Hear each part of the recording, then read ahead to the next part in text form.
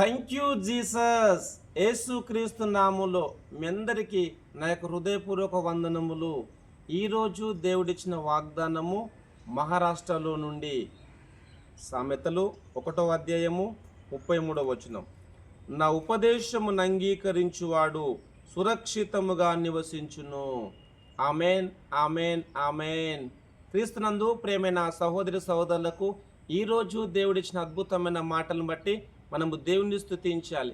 ఇక్కడ దేవుని యొక్క వాక్య భాగంలో చూసినట్లయితే నా ఉపదేశమును అంగీకరించువాడు సురక్షితముగా నివసించును అని దేవుని యొక్క వాక్యము రాయబడినది. క్రీస్తునందు ప్రేమైన సహోదరి సహోదరులారా, వేరే పరిస్థితుల్లో ఉన్నను దేవుని స్తుతించండి, ఆయన యొక్క నామాన్ని మయపరచండి.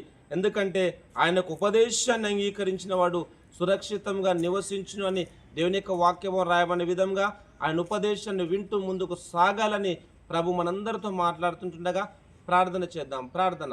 ప్రేమగల దేవ, మీకు వందనాలు తండ్రి. మీరు ఇచ్చిన అద్భుతమైన నీ మాటలను బట్టి మిమ్మల్ని స్తుతిస్తున్నాను తండ్రి, మీకు వందనాలు. నా ఉపదేశం అంగీకరించేవాడు సురక్షితంగా నివసించునన్నావు తండ్రి, మీకు వందనాలు. ఎంతమంది అయితే తండ్రి ప్రభ నీకు ఉపదేశమును నీ మాటలు విని ముందుకు సాగుతున్నారో వారి సురక్షితంగా కాపాడండి.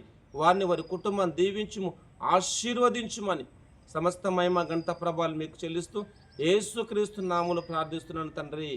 Amen, amen, amen. Thank you.